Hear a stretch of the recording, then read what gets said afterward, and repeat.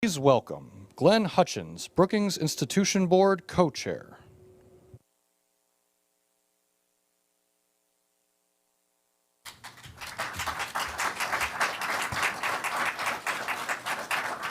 Good afternoon.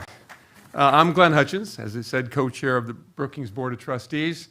And on behalf of my co-chair, Suzanne Nora Johnson, who can't be with us today, it's my pleasure to welcome you to Brookings, which we consider to be the world's premier think tank. It's my privilege to have a responsibility for Brookings, which stands for quality, independence, and impact, whose research drives real results. Notably, Brookings is committed to nonpartisan scholarship. Our work is grounded in the proposition that sound policy starts with facts, thoroughly analyzed, rigorously tested, and thoughtfully applied to the world's most complex challenges. Today, we'll hear from a leader who exemplifies the Brookings mission. Over the course of his long career in Washington, President Biden has consistently shown his commitment to evidence-based policymaking. As we have done for over 100 years, our team has proudly contributed to the important work of the last 4 years. Our scholars helped with the CHIPS and Science Act, the Inflation Reduction Act, and the Secure 2.0 Act. To welcome President Biden, I'm delighted to introduce Cecilia Rouse, who has served as President Brookings for about a year now. Before taking this role, many of you probably know that she was chairman of the President's Council of Economic Advisors. We are thrilled to have recruited her to Brookings, though we owe the President an apology for poaching one of his finest. Dr. Rouse, the stage is yours.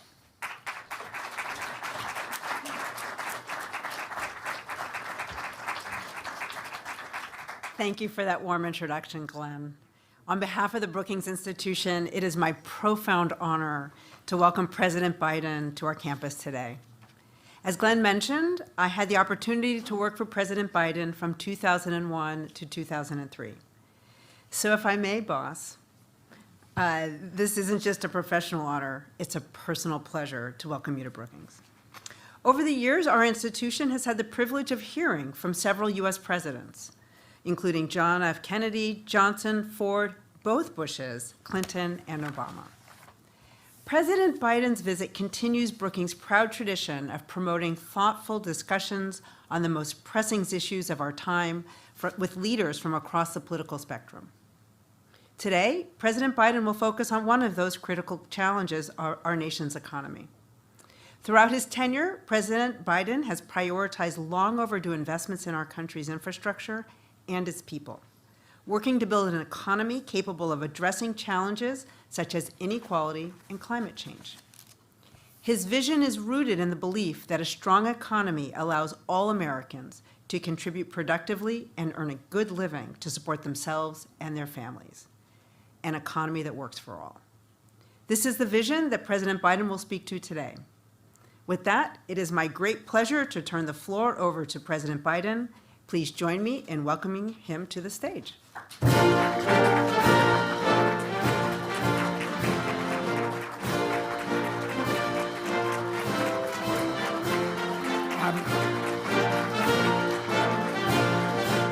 I'm here to steal her back. You're the best, Steve. Thank you. You really are. Thank you. Well, this is only a 400-page speech. You know, I wanted to talk about how the economy, and it is a daunting task to talk about the transition we're trying to initiate here. I want to thank you, Glenn. Thank you, Cece, for the introduction and for the leadership you served, the chair of my Council of Economic Advisors. It's great to be back in Brookings Institution. I started here 400 years ago as a senator. God, it's hard to believe that's long ago. Oh, I know, man. Anyway, but and then as vice president, and when I was thinking about running for president, I came here, and now as president. Last month, I spoke to the Economic Club of Washington, D.C. about the pivotal actions we took to rescue the economy from the devastating harm caused by the way, in my view, the pandemic was handled, and how we delivered immediate economic relief to those most in need. We got back to full employment, got inflation back down, managed a soft landing that most people thought was not very much likely to happen. Today, here at Brookings Institution, I'd like to talk about the pivotal actions we've taken to rebuild the economy for the long haul. You know, and how we're at a critical, in my view, moment in the direction of the economy is going to take. Next month, my administration will end and a new administration will begin. Most economists agree the new administration is going to inherit a fairly strong economy, at least at the moment. An economy going through fundamental transformation that's laid out a stronger foundation and a sustainable, broad-based, highly productive growth. And it's my profound hope that the new administration will preserve and build on this progress. Like most great economic developments, this one is neither red nor blue. And America's progress is everyone's progress. After decades of trickle-down economics that primarily benefited those at the very top, we've written a new book that's growing the economy, the middle out and the bottom up, that benefits thus far everyone. And this is going to be the test going forward. Over 16 million new jobs, the most in any single presidential term in American history. The lowest average unemployment rate of any administration in the last 50 years.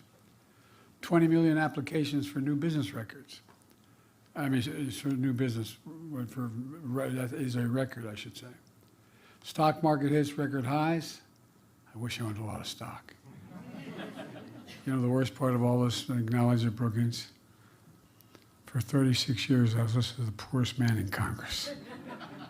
What a foolish man. Anyway, 401ks are up. More than $1 trillion in private sector investment in clean energy and advanced manufacturing in just 2 years alone. After decades of sending jobs overseas for the cheapest labor possible, companies are coming back to America, investing in building here and creating jobs here in America, in my view, where they belong. And of course, this economic growth is not without pain. The entire world faced a spike in inflation due to disruptions from the pandemic and Putin's war in Ukraine. We acted quickly to get inflation down with the help of Republicans and Democrats.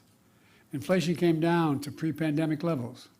Wages have increased, but still too many working and middle-class families struggle with high prices for housing and groceries and the daily needs of life. At the same time as inflation and interest rates continue to fall, we've entered a new phase of our economic resurgence. With the outcome of this election, we also face an inflection point. Do we continue to grow the economy from the middle out and the bottom up, investing in all of America and Americans, supporting unions and working families, as we have the past 4 years, or do we move backward?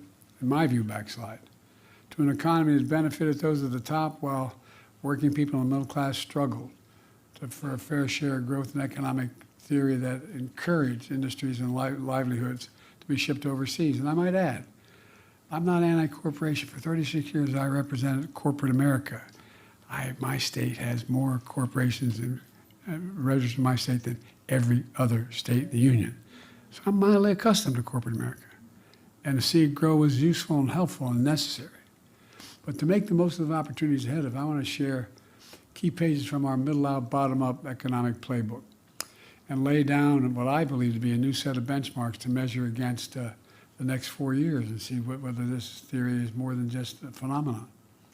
4 years ago when I came to office, 3,000 Americans were dying per day from the pandemic that infected and had a profound effect on our economy. Not only ours, but around the world. Millions of Americans lost their jobs or at risk of losing their homes. Hundreds of thousands of factories and businesses, hundreds of thousands, closed and creating despair in communities. I remember when I was campaigning, they'd say, my dad used to work at that factory. My grandfather worked at that factory. It's gone. People lost hope. They lost hope, particularly through the Midwest and other areas of the country. Supply chains was shattered. Prices soared in everything from cars to homes to appliances. The previous administration, quite frankly, had no real plan to get us through one of the toughest periods in our nation's history. In fact, there's an old saying, if the only tool you have in your toolbox is a hammer, everything looks like a nail.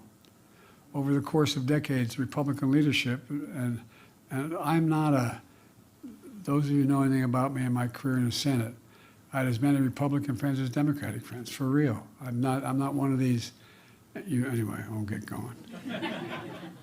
But I've never been a big fan of trickle-down economics. it was a hammer that was hammering working people. My dad used to say, my dad was a well-read man who he got accepted to go to Hopkins, but during the war he never got to go. But my dad used to talk about it. He said, Dad, Joey, not a whole lot trickles down on my kitchen table at the end of the month. Slashing taxes for the very wealthy and the biggest corporations, diminishing public investment in infrastructure, in education, in research and development. And keep your eye on it. We're going to find out whether or not what they want to do on those areas continue to slash makes sense or not. Offshore jobs and factories took off for cheaper labor overseas, destroying unions while imposing costs on those products made in America. And despite the mythical reputation to pay for itself, trickle-down economics deeply worsened our fiscal outlook, in my view. To offset the cost, advocates of trickle-down economics ripped the social safety net by trying to privatize Social Security and Medicare, trying to deny access to affordable health care and prescription drugs, lifting the fortunes of the very wealthy, often meant taking the rights of workers away to unionize and bargain collectively. And by the way, I'm all for the very wealthy. I'm not joking. You can make as much money as you can, good for you. But everybody's got to pay their fair share. And by rewarding short-termism in pursuit of short-term profits, extraordinary high executive pay, instead of making long-term investments in many cases. As a consequence, our infrastructure fell further behind. A flood of cheap imports hollowed out our factory towns. Remember Infrastructure Week? We had Infrastructure Week for 4 years and nothing got built. Well, everybody said when I wanted to have an infrastructure bill that mattered, over $1.3 billion, we'd never get it done. We got it done. Next president has a game plan I laid out, and by the way, he's going to find, since I made a promise I'd invest as much in red states as blue, he's going to have trouble not doing it. Because you're going to have a lot of red state senators who are opposed to all and didn't vote for it, deciding it's very much in their interest to build the facilities that are on this block. Economic opportunity and innovation became more concentrated in few major cities, while the heartland and communities were left behind. Scientific discoveries and inventions developed in America were commercialized in countries like China, bolstering the manufacturing investment and jobs instead of the economy. Even before the pandemic, this economic agenda was clearly failing. Working and middle-class families were being hurt. The pandemic and the economic crisis revealed a failure for everyone to see and to feel. And you know, one of the things that's going on here is they just turned off my, I'm going to go down. I lost the electricity here. But anyway, one of the things we found is that, you know, we invented the computer chip, size of the tip of your little finger, to power everyday lives, from vehicles to advanced weapons, cell phones, everything in between. The United States invented these computer chips, but over time we stopped making them. In the very beginning, we produced 40% of them in the world. Well, they all went overseas almost, virtually all. So when the pandemic hit, we found out how vulnerable America was. Supply chains abroad got shut down in the Far East because people got sick. The factories making the chips closed. And all of a sudden, everybody started learning about supply chains, a phrase that was probably used more in the last 4 years than the last 40 years. No, I'm serious. Couldn't get these chips. Prices soared. For example, it takes over 3,000 chips to build an American automobile, 3,000. But when the overseas factories making those chips shut down, the production stopped, and the cost of new cars soared. You know, it didn't have to be that way. And I was determined to change that. I remember looking at my staff and saying, I'm going to South Korea. And they said, you're what? Oh, you think I'm kidding? See, the guy next to you is a brilliant economist. He didn't think I was so brilliant going overseas. But all kidding aside, I came to office with a different vision for America. That's been consistent with my record, good, bad, or indifferent, since I've been a senator. Grow the economy from the middle out and the bottom up. Invest in America and American products. And when that happens, everybody is. The wealthy still do very well. And all of America, no matter where they lived, whether they went to college or not, I was determined to restore U.S. leadership in industries of the future. 4 years later, we have proof that the playbook is at least now working. Within the first 2 months of office, I signed the American Rescue Plan, the most significant economic recovery package in our history. And also learned something from Donald Trump. He signed checks for people for $7,400 because we passed the plan. And I didn't, stupid. Anyway. But all kidding aside, I realize we're talking about the impact of politics, but the economic basic principles are what we're after. We helped pass that act, we helped vaccinate the nation. And as we return to full employment, this was just the beginning. We understood we needed long-term investments for the future. Investing in America agenda, which includes my bipartisan infrastructure law, CHIPS and Science Act, the Inflation Reduction Act. Together, they mark the most significant investment in America since the New Deal. And that's a fact. Whether it's good or bad, that's a fact. The Inflation Reduction Act alone is the most significant investment in climate and energy ever anywhere in the entire world. We were told we couldn't get it done. We got $368 billion. We make these investments. When we make them, we buy America. Buy American has been the law of the land since the 30s. I won't go back, it takes too much time. But you go back to the laws Lincoln, my lord. You go back to the laws that Roosevelt passed about allowing unions to resist being stepped on and organized. Well, there's a provision, a Buy America provision. I was a senator a long time. I thought I was pretty informed. I didn't know it existed. And by the way, former presidents didn't know. If they knew, they didn't say anything about it. He says the money that the president authorizes the Congress to spend should be used by the president to hire American workers and buy American products. There's an exemption. If you couldn't find the American product, American worker, you could go overseas. But you had to show it. Well, guess what? Past administration, including my president, failed to buy America. But not on my watch. We're modernizing our roads, our bridges, our ports, our airports, our clean water system, affordable high-speed internet systems, and so much more. And by the way, if you think about the high-speed internet systems, they're as consequential to farmers as electricity was during the administration of Roosevelt. I'm serious. You can't function without it. And we've incentivized building all these large federal projects with American products and American union, mostly union labor. New pathways into these jobs, including a record number of registered apprenticeships that we've made sure occurred. As I noted earlier, when I came to office, semiconductor manufacturing had moved overseas. I was determined to bring it back, so we wouldn't be at the end of the supply chain, but at the beginning of the supply chain. And that's what we've done with my CHIPS and Science Act, which has attracted $350 billion in private sector investment in America, including from Korea and from Taiwan. I remember when we went to digress, I shouldn't because of a long speech, but to digress just a moment, went to South Korea. And I met with Yoon and I met with Samsung. I said, why are you making this billions-dollar investments in what we call the Field of Dreams outside of Columbus, Ohio? He said, because you have the most capable workers in the world, and it's the safest place in the world for me to make my investment. These investors are building what they call new fab. You all know this, but a fab is new factories, but they're these giant things, big as football fields. And guess what? When they're built, they employ thousands of people. And guess what? The average salary, $102,000. And you don't need a college degree to do the job. These investments, massive chips factories, these fabs, these size of several football fields. As I said, in the Field of Dreams from all across America, from New York to Ohio to Arizona. And when I ask these companies why they're investing, again, not a joke. I give my word, and you all know that. You're businesswomen, man. You all know it. They say we have the most qualified workers in the world. Everybody thinks that, I have trouble with my union friends. They're not very good salesmen for themselves. Everybody thinks, the average person out there thinks, I want to be an electrician. 5 years later, as an apprentice, you can become an electrician.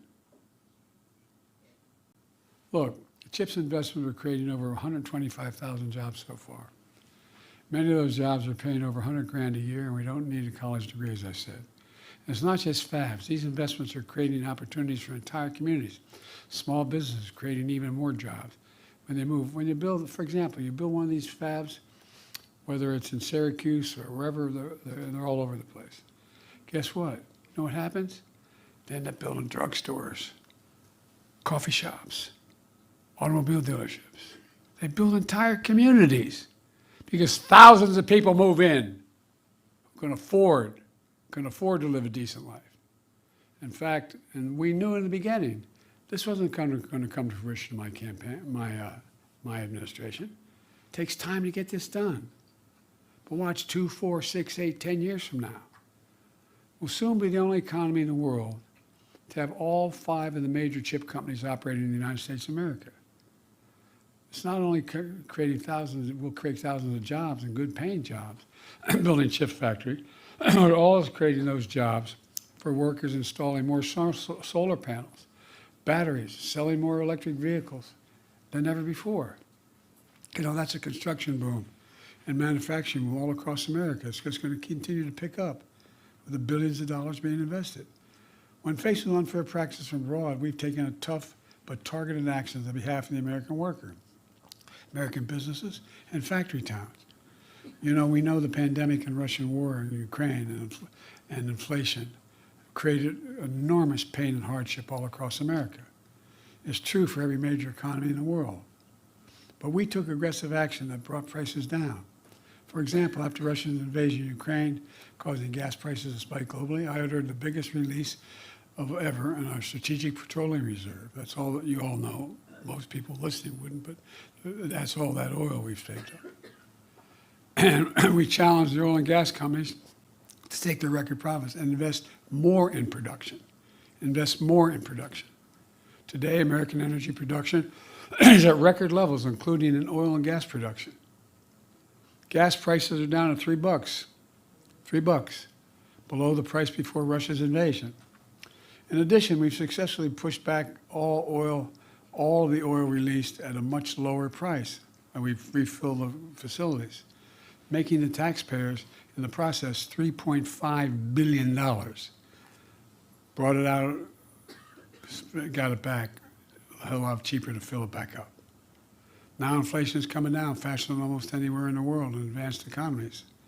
As inflation eased and the strong labor market persisted, inflation-adjusted wages and incomes began to rise. Average after-tax income is up almost $4,000 than prices on average for average Americans. 80% of working-age Americans have jobs, near a multi-decade high. We're creating a record jobs. 60% of all Americans who chose to pursue a four-year degree, who chose not to pursue a four-year degree. With our historic backing of union, public support for unions is the highest it's been in more than half a century. And the labor movement is expanding and changing, and new companies are in industries. Here's why it's important for all workers. I asked the Treasury Department when I was pushing for union expansion to do a study. They found that when union wages go up, everybody's wages go up across the board. It matters.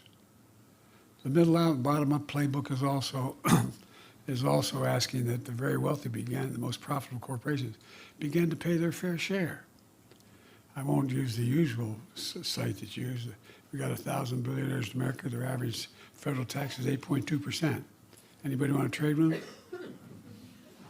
Well, look, my predecessor's $2 trillion tax cut overwhelmingly benefits the very wealthy and the biggest corporations, delivering tax cuts to the top 1% worth more than 50 times the tax cuts that went to middle-class families received. My approach is leading to better results for everyone. I kept my commitment that no one, and it didn't make me very popular with Democrats, no one earning less than $4,000 a year would see $400,000 a year would pay an additional single penny in additional taxes. No one. Not only I fought hard to expand the child tax credit for working families, but cut child poverty nearly in half. And by the way, it increases economic growth. More women can go back to work. More women can grow the economy, expanded tax credits to make health insurance more affordable for millions of Americans enrolled in the Affordable Care Act. By the way, the other team tried to get rid of it, 51 votes, okay? After a decade of severe underfunding, I fought hard to make the IRS have a budget with enough personnel and technology. And it's awful hard. It's easy to go after my taxes, not a problem. You know, and I make a good living. You pay me a lot of money as a president. But for the very wealthy, it's awful hard. You need more personnel. And guess what? We finally, after the fight, got more personnel. Never did I think I'd be fighting to get more tax collectors. We got more folks in the department. Result, the IRS has already collected over $1 billion in unpaid taxes from the super wealthy that had not been paid in the past. Look, folks, our economic playbook also includes increasing fair competition. I'm a capitalist. But capitalism without competition is not capitalism, it's exploitation. But not on my watch. My Inflation Reduction Act took on Big Pharma, reduced the price of insulin for seniors with diabetes to pay only $35 a month until close to the average of $400 a month. You know, when I was trying to sell this to the American public, I'd go around the country doing town meetings and say, anybody has a prescription from a major drug company in America? Come with me, get an Air Force One. I will take you to Toronto, to Berlin, to Rome, to anywhere in the world. And I'll get you that same exact prescription from the same exact company for somewhere between 40 and 60% less. Well, the Inflation Reduction Act also finally gives Medicare the power to negotiate lower drug prices for seniors across the board. It's already passed. Starting next month, out-of-pocket prescription drug costs for seniors, total prescription drug costs, we capped at $2,000 a year, no matter how much they spend, no matter how expensive their drugs. And you all know it, because some of you, like me and others, have lost families to cancer and cancer treatment. Those drugs, cancer drugs, cost $10, $12, $14 million, $1,000 a year. These other reforms not only save seniors money, not only saves the patient money, but guess what? It saves every one of you taxpayers money, because the federal government is not paying out $160 billion over the next 10 years that it had to pay now. Because they're not paying that, they're paying $35, not $400 for the prescription. Exorbitant prices of pharmaceutical companies have been charging. We're also lowering costs by eliminating junk fees. Junk fees are those hidden costs that can add up to hundreds of dollars for the average American family. You know, hidden costs like excessive banking overdraft fees. So I didn't realize I had the power to do this, but we brought them down from average of $35 a month for an overdraft to $5 a month. Cost the banks a lot of money, but it was fair. $35, deal with the overdraft. And in addition to that, there's late fees for credit cards, apartment application fees. I know most of us don't even look at that, but just to apply. Hidden hotel fees or family seating arrangements on flights. A lot of you got that one down. I don't know about all of you, but maybe it's the Irish in me, but I hate being played for a sucker. No, I'm serious. People get angry when they find this out. Fair competition is especially important for small businesses that have been crushed by decades of concentrated corporate power. That's important because small businesses represent nearly 50% of the entire GDP of the American economy. Because of our policies and confidence of entrepreneurs in the economy, we've seen 20 million, since I became president, 20 million new business applications during this administration, the most of any presidential term in history, a record. Black businesses ownership, black businesses ownership is doubling. Hispanic business ownership is up by 40% since the pandemic. Share of women in business is also on the rise. It all has benefit not just those groups, but all of the economy. Every single application for a new business license is like an act of hope, a confidence. There's so much more from our playbook. Bottom line is, in 4 short years, we've come a long way. From a excuse me for my cold, I apologize. from the crisis we inherited. We not only beat the pandemic, we broke from the economic orthodoxy that has failed this nation, in my view, for a long time, a theory that led to fewer jobs, less economic growth, and bigger deficits. I had a fundamentally different theory. My theory was the strongest economy is built from the bottom up and the middle out, from the middle out and the bottom up, not the top down. And the best way to build in America was to invest in America, invest in American products, invest in American people, not by handing out tax breaks to those at the top. And I'm not looking, look, I don't want to get in, we can talk about taxes. But it was long past time for America to make a generational investment in our infrastructure, in our manufacturing base, in the technological edge in our clean energy future. I know it's been hard for many Americans to see, and I understand it. I just trying to figure out how to put three squares on the table. But I believe it was the right thing to do. Not only to lift America out of economic crisis caused by a pandemic, but set America on a stronger course for the future. And we did that. We don't take my word for it. Here's how Time magazine and other commentators describe the economy I'm leaving to my successor. And there's a number of these quotes. President-elect Trump is receiving the strongest economy in modern history, which is the envy of the world. I'm going to say something outrageous. I know a fair amount about foreign policy. I've known every major world leader for a long, been around 500 years. I know these guys. And I don't know anybody who wouldn't change their economy with ours. Can you think of one, any major nation? Says, I want to trade. I don't want to trade. I'll keep mine. I like what I'm doing. Let me close with this.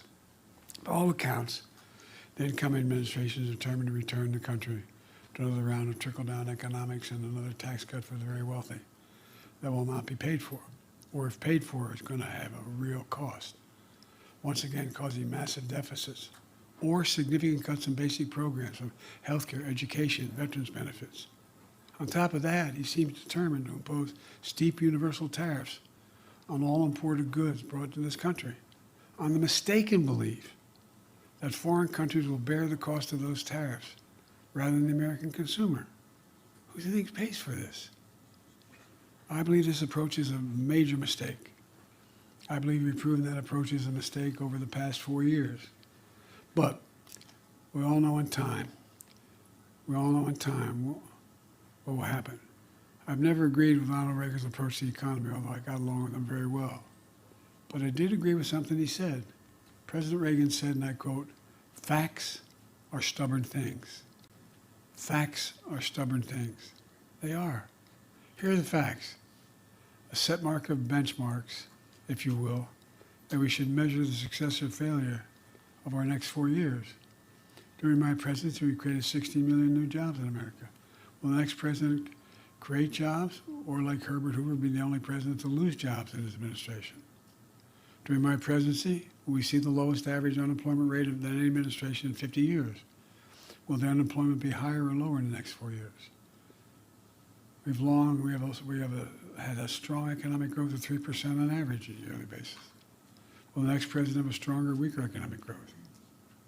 And inflation, yes, inflation. We're battling through worldwide effects of the pandemic, Putin's war in Ukraine, and supply chain disruptions. I'm leaving the next president with an inflation rate that's near 2%. Where will inflation be at the end of the next president's term? Look, these are simple, well-established economic benchmarks used to measure the strength of any economy, the success or failure of any president's 4 years in office. They're not political or rhetorical opinions. They're just facts, simple facts, as President Reagan called them, stubborn facts. And one more fact as I prepare to leave office. You know, there is no country on earth better positioned to lead the world in the years to come than America. Think about what stunned me. And again, I'm going to say something outrageous.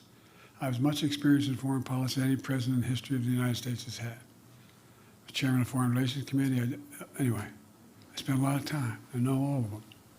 Well, the decisions we make over the next 4 years have been transformative of the nation. But I tell you what stunned me, and I'm not being a hyper-American here.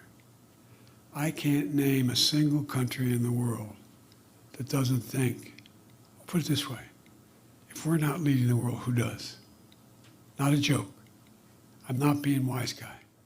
If we do not lead the world, what nation leads the world? Who pulls Europe together? Who tries to pull the Middle East together? How do we do the Indian Ocean? What do we do in Africa? We, the United States, lead the world. And you all are extremely experienced women and men. You know many of these leaders. You know many of these countries.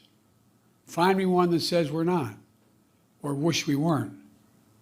Look, my hope and belief is that the decisions and investments are now so deeply rooted in the nation that's going to be politically costly and economically unsound for the next president to disrupt or cut.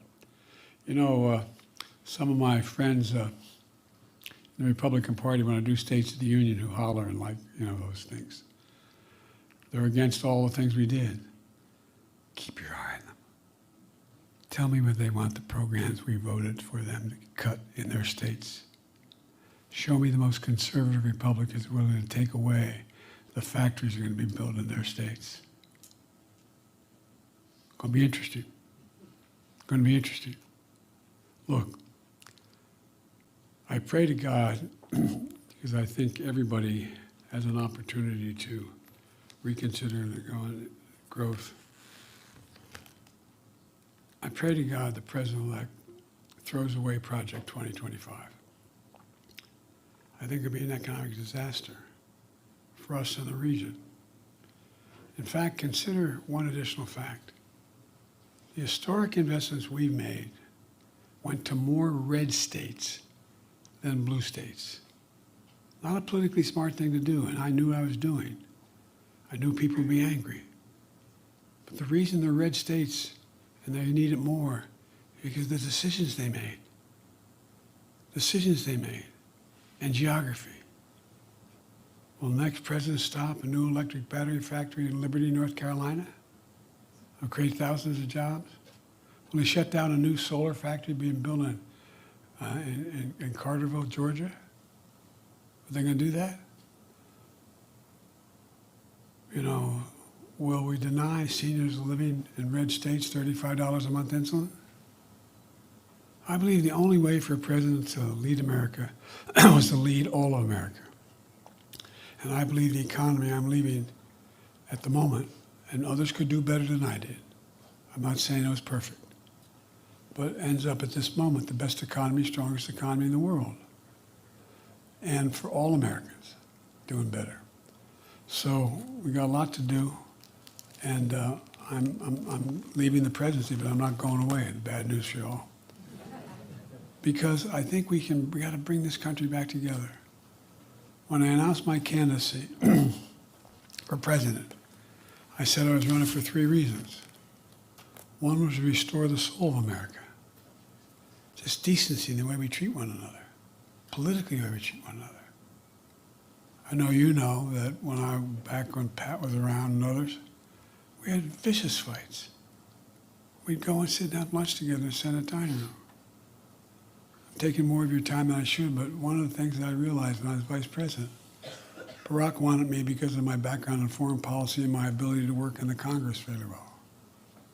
And so about 6 years in, I decided to go up to the Senate dining room. I'm president of the Senate, to sit at the table where Democrats and Republicans sit together and began to listen again, just talk to people. Well, guess what? No place to go. You've been to the senator's dining room where they take you into the room where you can eat with other senators and other people. But right, the doors on the left of that elevator are private dining. It used to be a long buffet table. You walk in, a long table sitting, I guess, 16, 18 people on the right, parallel with the table, and you walk through an archway, and there's a table going the other way. One was a Democratic table, one was a Republican table. And when there weren't enough to sit at any one table, then they all sit together. It's hard to really dislike an individual that you strongly disagree with when you find out his wife is dying of breast cancer, or he just lost a child, or he's having serious physical problems himself. We knew each other. I really mean it. Barack used to drive Barack crazy when we met every morning at 9 o'clock, and with his last priest, we'll talk to one another when the day ended. And always give him, he said, I know. All politics is personal. But it is. It is. I watched Teddy Kennedy and Jim Eastland rip each other apart on the floor and then go down and have lunch together. So one is to restore the soul of the country. The second thing to do, I was trying to do when I ran, was to begin to restore the middle class, to focus on people most in need. And thirdly, was to bring the politics together again. Again, we don't have to agree with one another, but we sure now have to stick with the system that's allowed us to strongly disagree and yet keep within the confines of the admonitions of the Constitution. I've taken much too much of your time, and I apologize, but you're among the most informed people in Washington. And I would really appreciate down the road here a little bit any constructive criticism you have, and I'm sure you have some. All right, thank you so very much for having me.